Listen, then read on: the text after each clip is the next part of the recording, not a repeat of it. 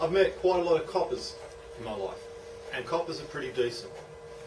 But must admit, I was walking through a train station one night, and I parked on one side of the train station and lived on the other side, and there was a tunnel that you walk down to avoid the station, but it took a lot longer to walk around. And being late at night, you think coppers are there to protect and serve you, right? Well, I'm walking through the station, and I got about 10 feet from the other side of the station, and the copper says, "Where's your ticket?" Not that he has any right to ask me because he's a copper, not a state transit officer. He says, "Where's your ticket?" And I said, "I don't have a ticket. I parked on that side of the station. I live on this side of the station. Thought it was safer to walk through here with police protection." And he said, "Well, if you haven't got a ticket, go back out, walk around through the tunnel." It's pretty pissed off. So I've gone to walk away. And I was a bit annoyed. And I just walked back, walked up to this copper, looked him in the face and said, "And you wonder why people refer to you as pigs." Turned around and walked away. Didn't follow me, didn't try anything else. He was a pig, but I'll tell you now, there are a lot of coppers out there that are pretty decent blokes.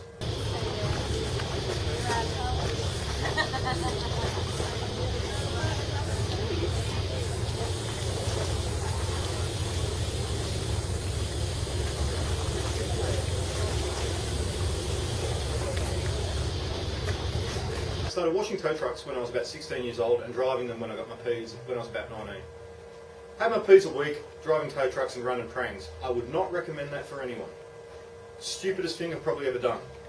A lot of fun at the time, a lot of adrenaline rush, but not the smartest thing. I would not recommend it to anyone. Now, we're driving trucks, went into Gosford one day, out front of one of the clubs. Boss says, "Let's go get a hot dog." No worries. Went down, he introduces me to the guy running the hot dog stand. And got a hot dog, bloody nice, cheap as. And went back to the truck, he goes, "He's one of the senior constables or senior big boys down in Sydney." I'm like, "Oh yeah, seems like a nice guy." Whatever. Got to know everyone because you got to know the fireys, you got to know the ambos, you got to know the coppers. And used to listen to the coppers on the radio. And I'll go into it later on, the story of the coppers trying to get to Gosford Police Station. Not a bad one.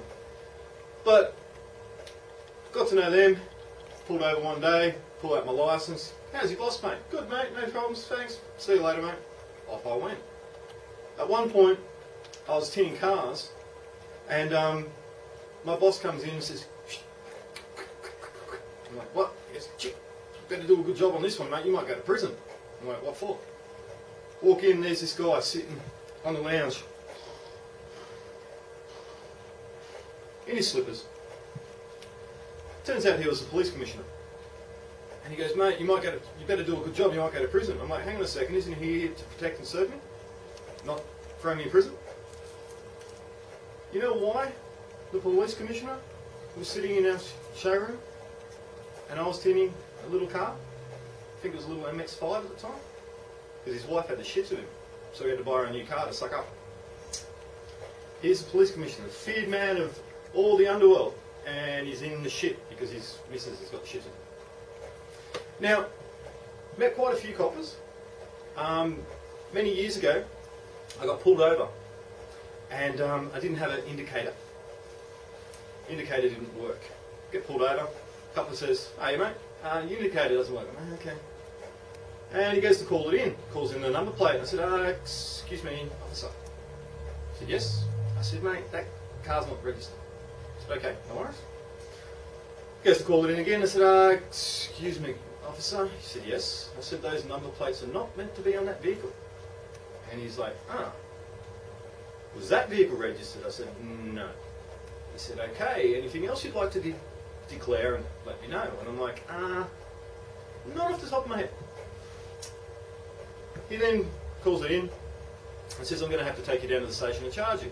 I'm like, "Oh, great, I've got to get to work, I'm running late already." "Okay, what's the story?"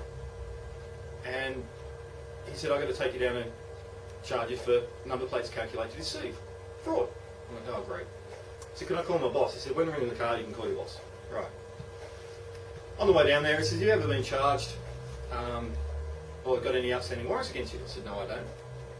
And I said, there was a particular time up on the Central Coast where there was a mistaken identity, but no, I do not have any outstanding warrants. He said, what about in South Australia? And I said, I think I know where this is headed.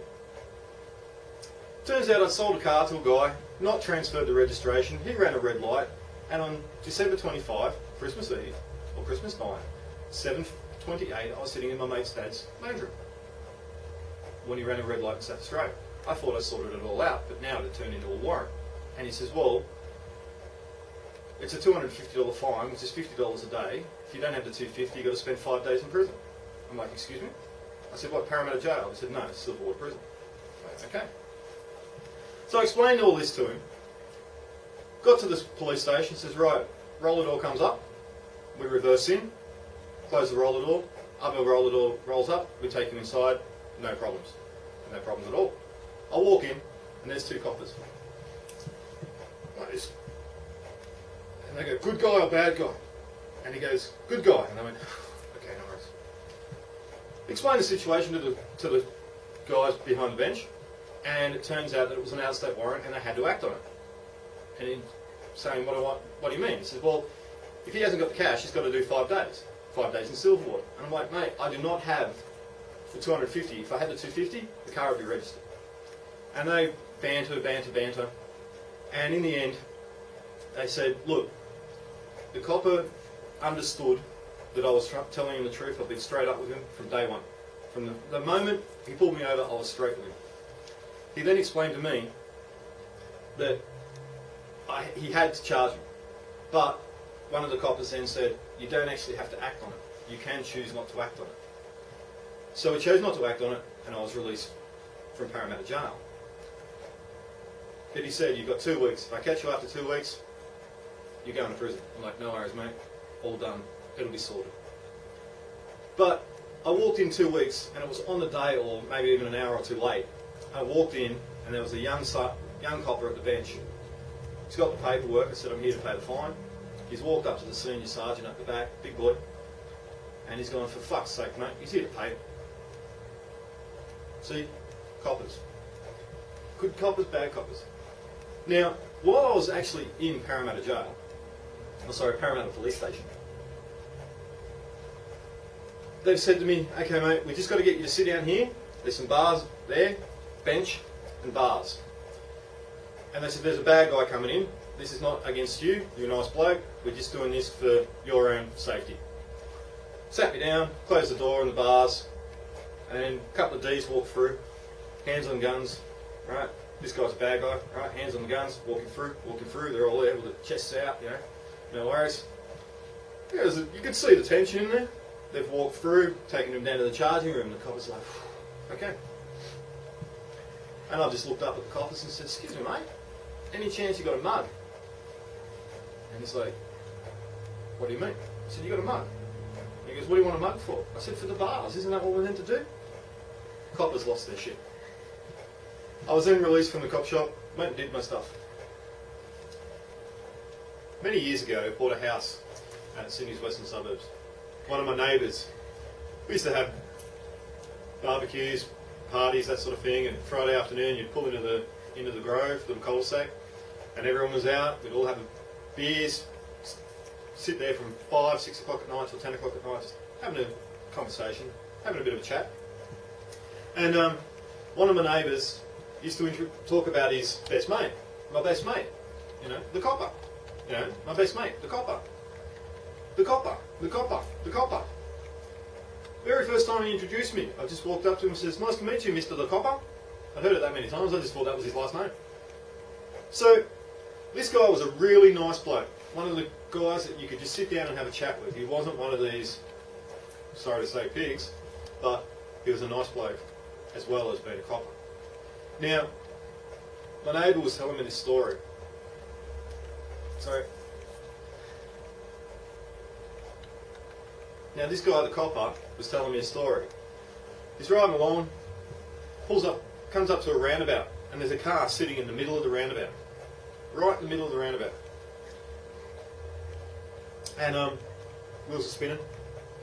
So he's got out, he's looked there, and there's this old guy. hands on the wheel, just. So he's tapped on the window. Guys are sitting like this. So he's going, okay, so he starts doing the run. Knocking on the window. Buddy! Buddy! Buddy! Oh, that's nice. Eventually the old guy looks up.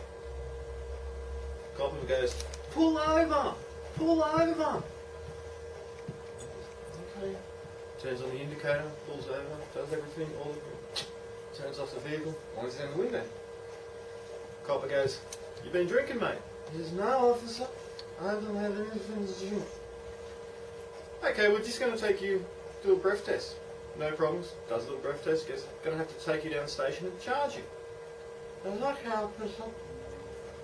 Takes him down the station, sits him down in front of the big box. That's right, sir, we need you to blow into this box, blah, blah, blah. And it prints out a big sheet. Been there, done that. Shows you your blood alcohol content. So he's blown into it, prints out this big receipt. And this guy looks and goes, shit, I didn't know how that's possible. Coppa lost his shit.